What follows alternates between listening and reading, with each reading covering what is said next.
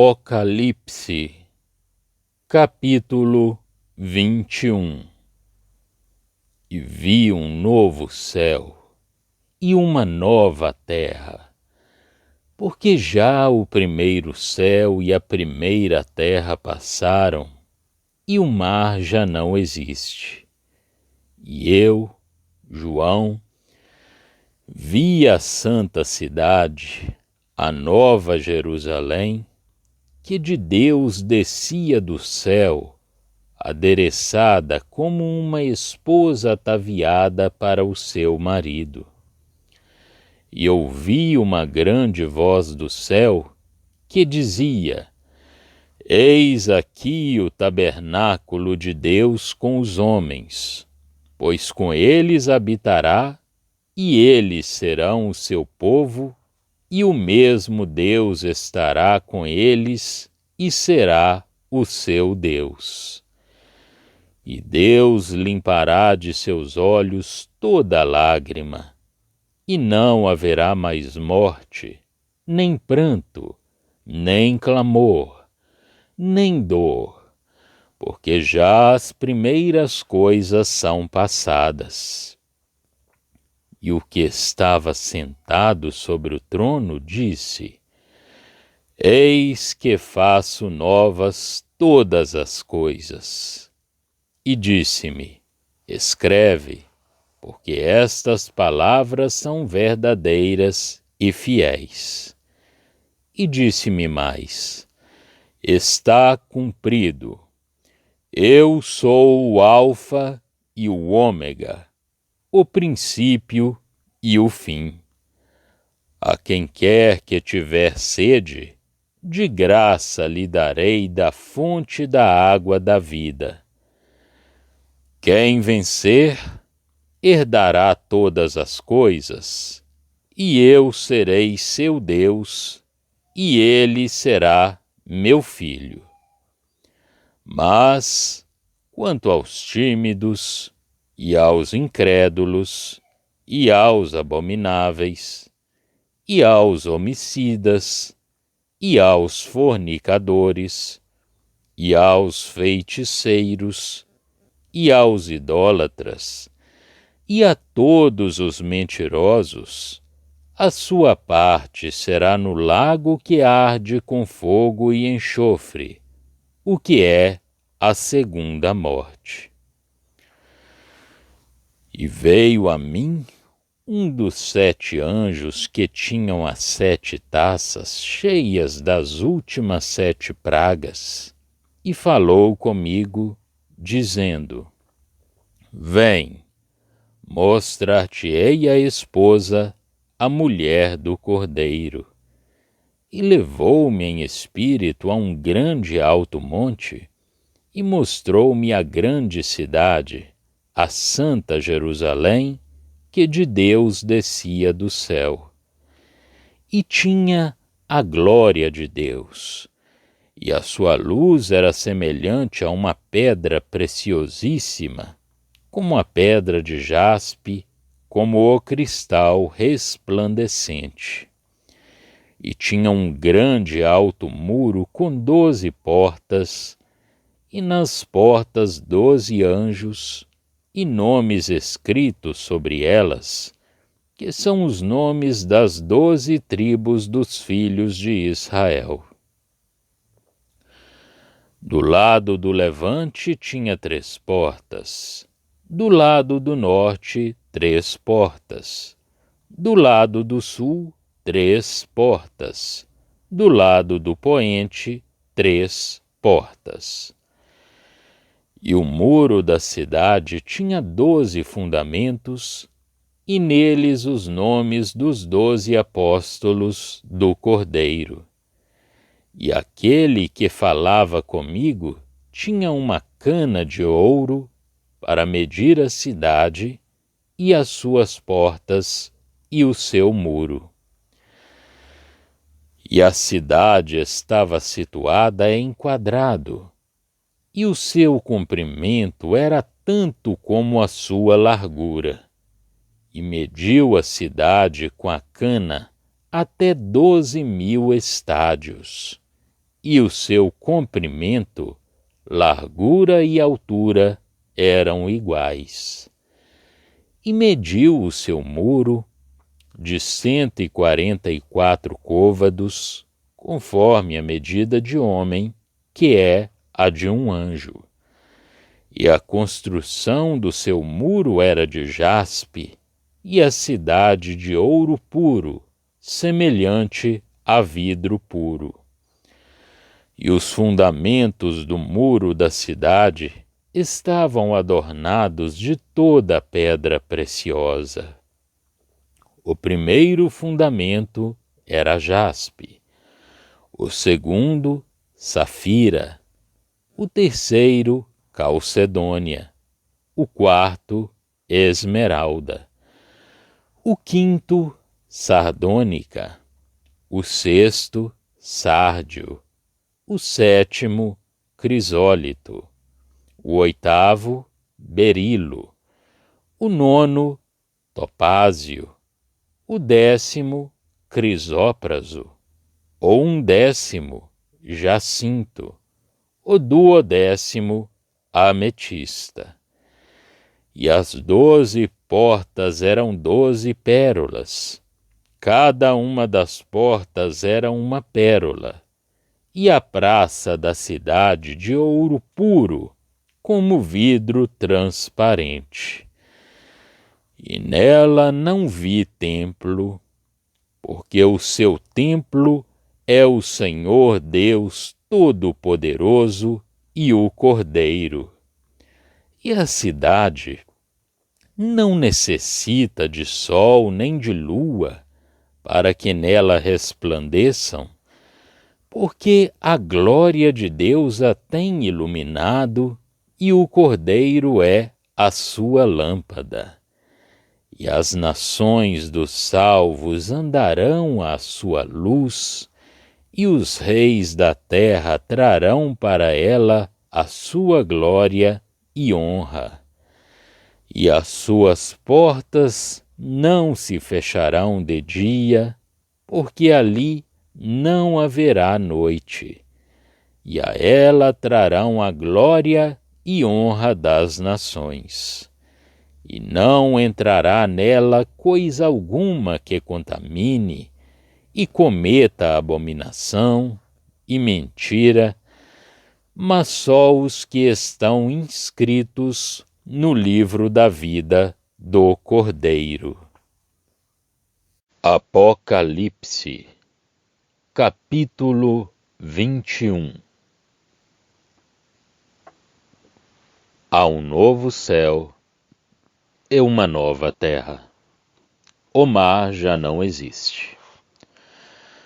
Não há, portanto, nenhuma separação, nem mesmo de uma parte do mundo. Tudo entra em uma boa ordem sobre a terra perante Deus. Não encontramos aqui o reino mediatorial. O Cordeiro não está na cena. Deus está em todos. Não haverá mais dores, nem lágrimas. Não haverá mais um povo de Deus terrestre, distinto dos habitantes da terra. Estes são o povo de Deus. E o mesmo Deus está com eles, o seu Deus, mas ao mesmo tempo o seu tabernáculo está com eles. É a cidade santa, a nova Jerusalém. A igreja tem o seu caráter próprio, é a habitação de Deus de uma maneira especial quando é chegado o estado imutável e que tudo é feito novo. Deus é o fim, tal como é o princípio. Quem agora tiver sede, Deus o refrescará, dando-lhe gratuitamente da fonte da água da vida. O vencedor herdará todas as coisas. Para o cristão, o mundo é, atualmente, um grande Refidim. Êxodo 17. Eis as duas partes da bênção final. O vencedor terá Deus por seu Deus, e ele será seu filho. Os que temeram seguir este caminho, que não venceram o mundo e Satanás, mas andaram na iniquidade, esses terão a sua parte no lago de fogo. Assim termina a história dos caminhos de Deus. O que se segue é a descrição da cidade terrestre, da cidade celeste, do mesmo modo que antes tínhamos a de Babilônia. O seu caráter celeste é revelado ao mesmo tempo que a sua relação milenária com a terra. Um dos 7 anjos, que tinham tido as 7 taças da ira de Deus, vem, como no caso de Babilônia, para mostrar ao profeta a esposa, a mulher do Cordeiro. O resultado do juízo sobre a terra é a introdução de bênçãos melhores e mais elevadas. O profeta é colocado, como Moisés, sobre um alto monte, para ver a cena da promessa e contempla a nova Jerusalém, que descia do céu, da parte de Deus. Eis o seu duplo caráter, divino na sua origem e também celeste, comparar 2 Coríntios 5:1. Ela podia ser de Deus e terrestre, ou então celeste e angélica, mas não é nenhuma coisa nem outra. É divina na sua origem e celeste na sua natureza e no seu caráter. Está revestida da glória divina, e assim deve ser, como sendo fundada sobre a obra de Cristo. É esta glória que a ilumina, glória representada pelo jaspe cristalino, símbolo da glória divina, ver capítulo 4:3. A sua segurança está garantida. Tem uma grande e alta muralha, tem 12 portas. Os anjos foram feitos os guardiões voluntários das portas da santa cidade, fruto da obra redentora de Cristo na glória. Isto marca também a posse, pelo homem, assim trazido à glória na igreja, do lugar mais elevado na criação, assim como a ordem providencial de Deus, da qual os anjos tinham sido precedentemente os administradores. As 12 portas representam a plenitude da perfeição humana em poder governamental e administrativo. A porta era o lugar onde o julgamento se efetuava. 12, como vimos já muitas vezes, designa a perfeição na ordem e no poder governamental. Esse caráter é marcado pelos nomes das 12 tribos. Deus tinha-as assim governado. Os patriarcas não são os fundamentos, mas o caráter desse poder governamental encontra-se ali. Os 12 fundamentos são os 12 apóstolos do Cordeiro. Na sua obra, eles foram os fundamentos da cidade celeste. Assim, a manifestação do poder na criação e na providência, o poder governamental, Jeová e a Igreja, outrora fundada em Jerusalém, são apresentados juntos na cidade celeste, sede organizada do poder celestial. Não é apresentada sob o caráter de esposa, embora seja de fato a esposa, a mulher do Cordeiro. Não a vemos sob o seu caráter pauliniano de bênção, na sua união em Cristo como seu corpo. É a Igreja, como fundada em Jerusalém sob os 12, a sede organizada do poder celestial, a nova e agora celeste capital do governo de Deus. Eles tinham sofrido e tinham servido o Cordeiro na cidade terrestre, e sob ele tinham fundado a cidade celeste. Esta cidade é, ao mesmo tempo, vasta e perfeita. Tudo ali é medido e reconhecido por Deus. Não é, agora, um remanescente que é medido. Comparar capítulo 11:1. É a cidade. Não tem a perfeição divina. Isso não poderia ser, mas tem uma perfeição dada por Deus. A sua forma é um cubo, todas as suas faces são iguais, é a perfeição finita. De igual modo, a muralha é perfeita, a sua altura é de 12 vezes 12. Note-se que todas estas coisas são somente símbolos. A muralha que garante a segurança da cidade é a glória divina. Tal como está escrito acerca da Jerusalém terrestre, aos teus muros chamarás salvação, e às tuas portas louvor.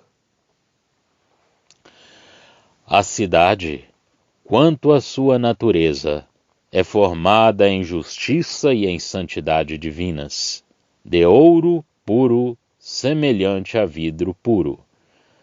O que é operado agora nos homens, neste mundo, é aplicado às suas almas pela palavra, é a natureza de toda a cidade. Comparar Efésios 4:24.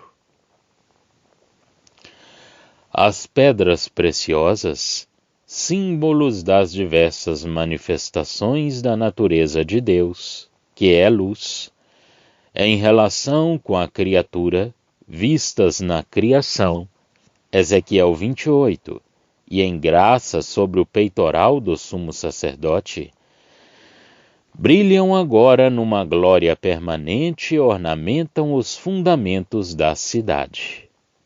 As portas têm a beleza moral que faz o prazer de Cristo na Igreja, e têm-na de uma maneira gloriosa. O solo sobre o qual se anda, em lugar de apresentar algum perigo de sujidade, é em si mesmo justo e santo. As ruas, tudo aquilo com que os homens entram em contato, são justiça e santidade. É ouro puro como vidro transparente. A glória de Deus não é velada por aquilo que enchia de terror. Não há templo, junto do qual os homens se aproximavam, mas sem poderem comparecer na presença de Deus, que permanecia oculto.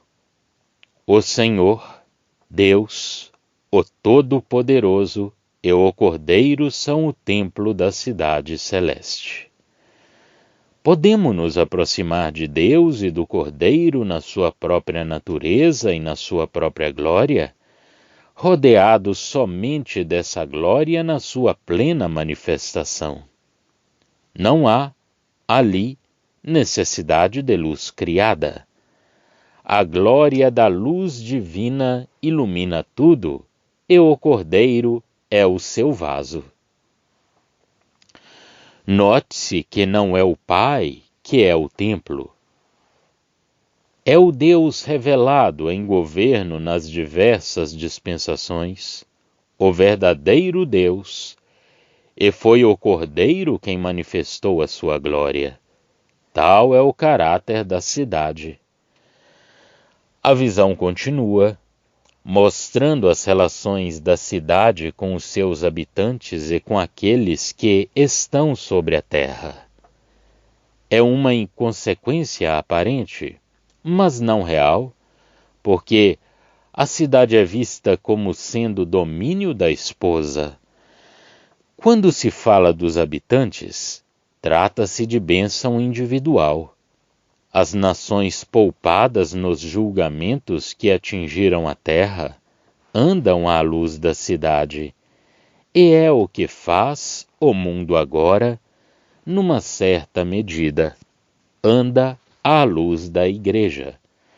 Mas então a glória será perfeita. A cidade goza em si mesma diretamente da luz. E o mundo goza da luz de glória que lhe é transmitida. É à cidade que os seis da terra levam a sua honra e a sua glória. Reconhecem os céus e o reino celeste como sendo a fonte de tudo. E é lá que eles levam a homenagem do seu poder. Ali não há noite, e as portas ficam sempre abertas. Não há nenhuma necessidade de defesa contra o mal, pois a segurança divina, de que a cidade goza, impede a sua aproximação. Os próprios reis vêm, de plena, livre vontade, prestar-lhe as suas homenagens. Mas a glória e a honra das nações também lhe são trazidas. O céu é visto como sendo a fonte de toda a glória e de toda a honra deste mundo, e é por isso que a glória e a honra são agora verdadeiras. Nada de imundo ali entra, nem nada daquilo que introduz os ídolos e a mentira. Nem o mal proveniente do homem, nem a sedução de Satanás ali podem existir, nem causar qualquer corrupção. O coração, que pensa e medita, sabe quantas vezes não sucede agora, quando algo de bom é estabelecido, que o mal entrará e que Satanás enganará e corromperá. Mas ali, temos a certeza, isso nunca poderá acontecer. Não é só a ausência do mal que caracteriza a santa cidade, mas também a impossibilidade de o mal ali entrar. Há ali, naqueles que lá se encontram, o que, tendo a sua origem na graça perfeita, compreende todas as bem-aventuradas afeições em relação com o Cordeiro. Mas somente esses, cujos nomes estão inscritos no livro da vida do Cordeiro, têm o seu lugar na Nova Jerusalém. Já estão disponíveis para leitura os comentários do Novo Testamento e do Antigo Testamento de João Nelson Darby. Estão nos formatos de livro, e-book, também aplicativo para o celular Android. Visite o nosso site www.palavrasdoevangelho.com.